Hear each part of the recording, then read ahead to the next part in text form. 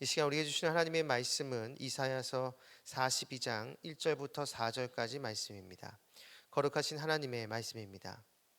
내가 붙드는 나의 종 내 마음에 기뻐하는 자 곧 내가 택한 사람을 보라. 내가 나의 영을 그에게 주었은즉 그가 이방의 정의를 베풀리라.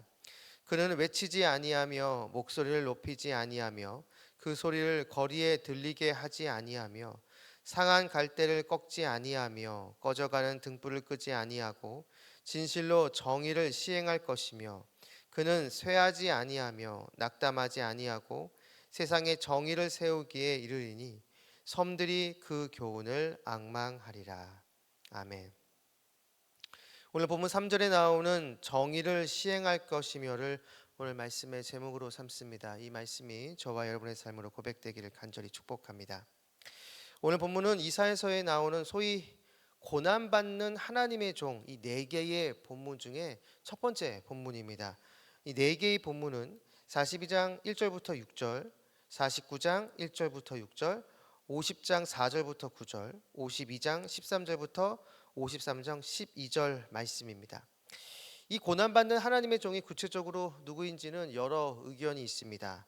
이사야 선지자 본인이다 이런 주장도 있고, 민족 공동체인 바로 이스라엘을 이런 식으로 표현한 것이다라는 주장도 있습니다.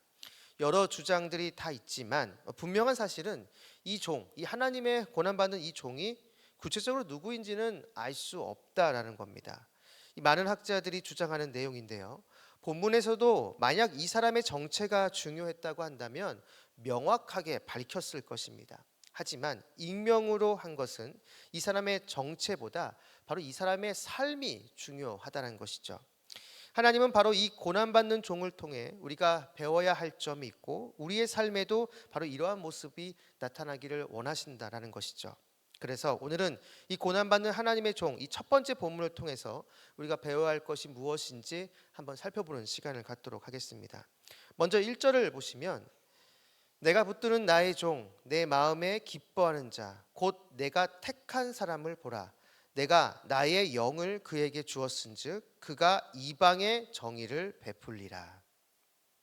하나님의 종에 대해 말하면서 하나님이 기뻐하시고 이 사람을 택했다라고 이야기를 합니다. 그리고 그에게 하나님의 영을 주었다라고 말합니다. 즉 하나님의 종에게 하나님은 성령님을 보내주셨다라는 것이죠.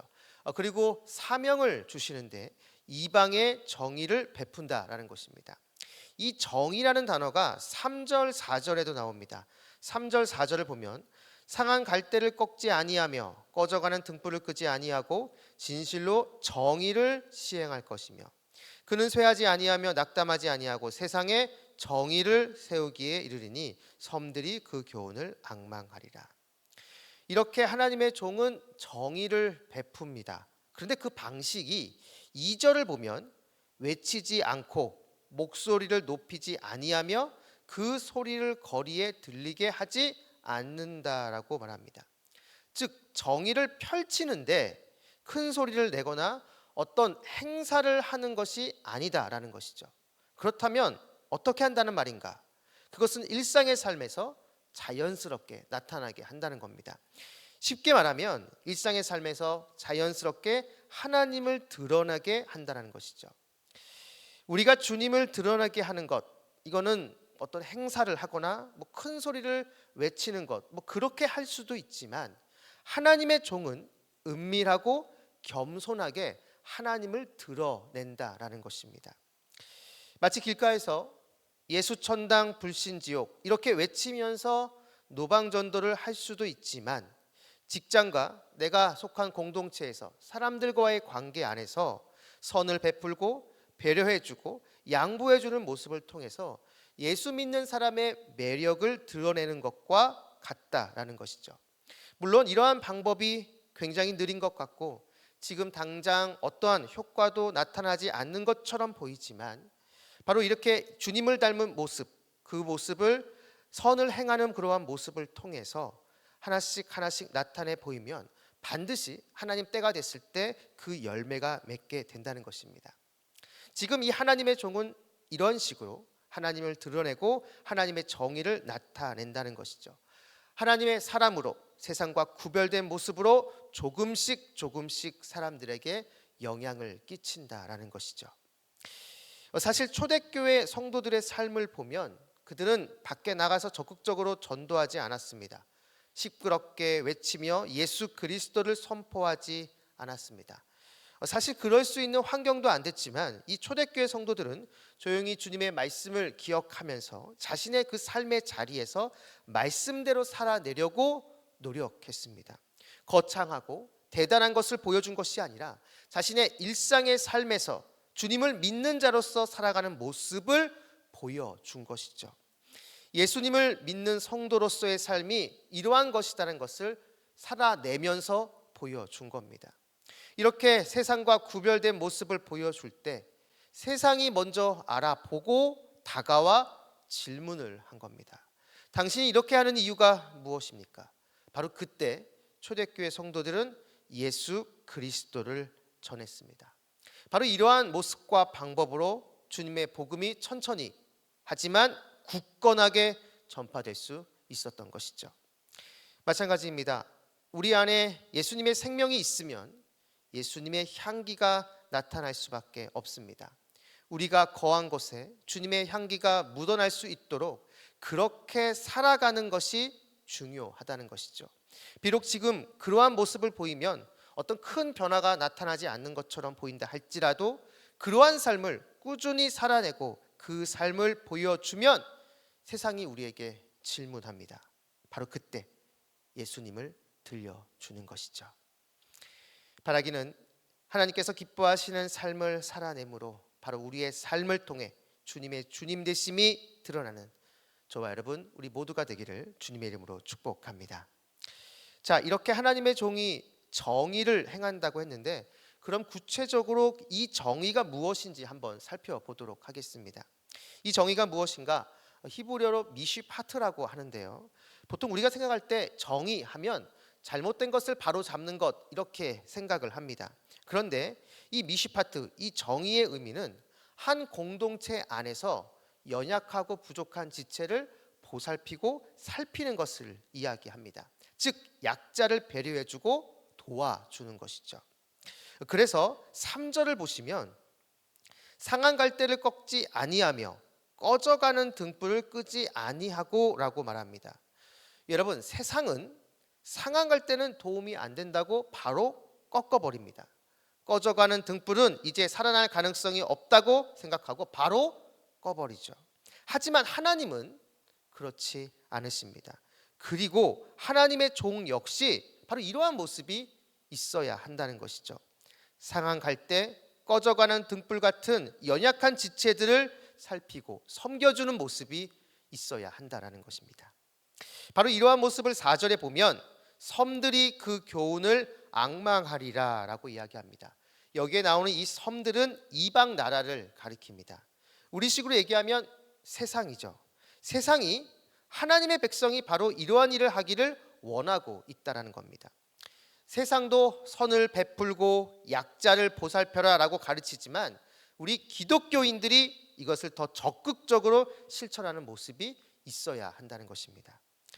물론 이것이 쉽지 않습니다. 그래서 4절 초반에 보면 그는 쇠하지 아니하며 낙담하지 아니하고 이렇게 말합니다. 쇠하지 않고 낙담하지 않는다는 말, 이 말은 쉽게 얘기하면 이 일이 쉽지 않다라는 것이죠. 그래서 1절을 다시 보면 하나님께서 무엇인가를 보내주십니다. 무엇인가를 보내주시냐? 바로 그것이 하나님의 영, 성령님을 보내주시죠. 바로 성령님을 우리에게 보내주셔서 우리로 하여금 이 일을 잘 감당할 수 있도록 도와주신다라는 것입니다.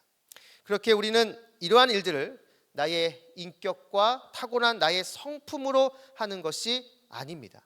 하나님의 영이신 거룩한 성령님께서 내 안에 거하시면서 나의 모든 것을 다스려 주시고 그리고 점점 주님을 닮아가게 하시면서 주님의 모습이 나타날 수 있도록 우리를 위해 중보하고 계시며 우리를 이끌고 가시는 것이죠.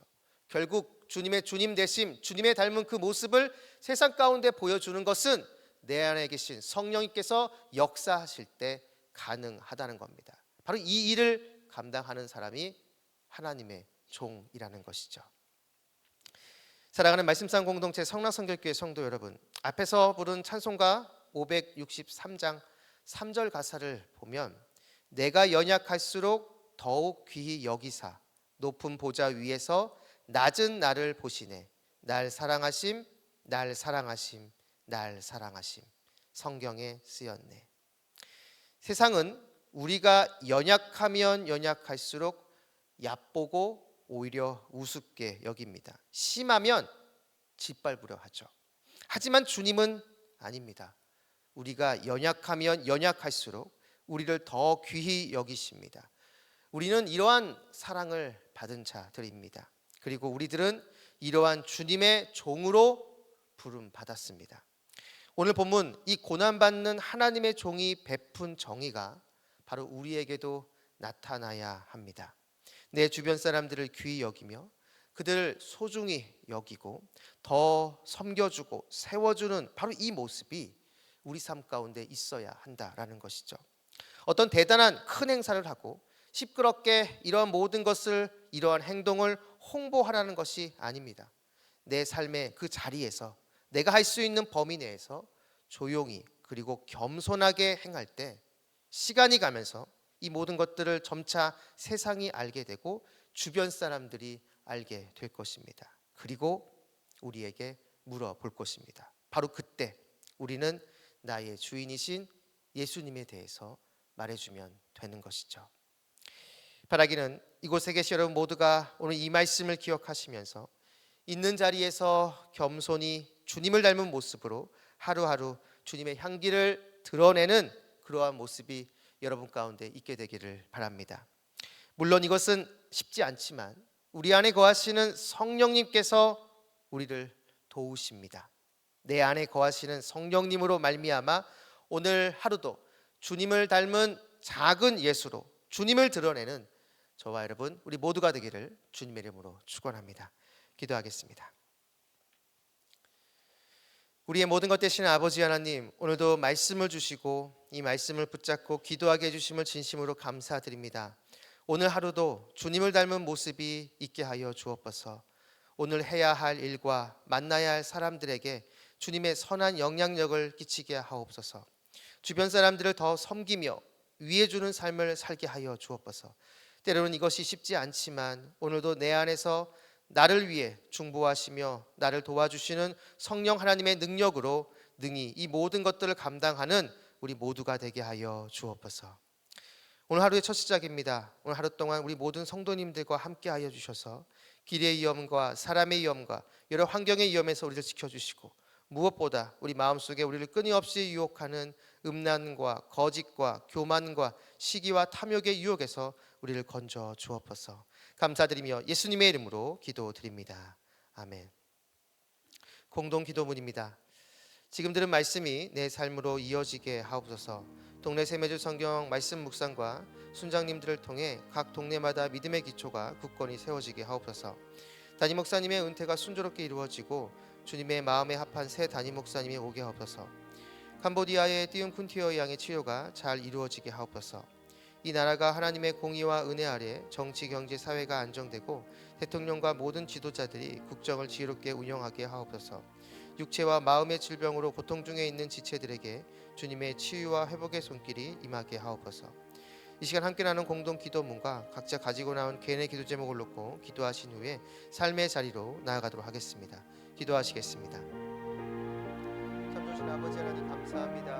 우리에게 말씀을 주시고 이 새벽 주님 앞에 나와 기도하게 주신 것 진심으로 감사드립니다. 하나님 오늘 말씀을 붙잡고 주님 앞에 나아갑니다. 오늘도 주님을 닮은 모습이 있게 하여 주시옵소서.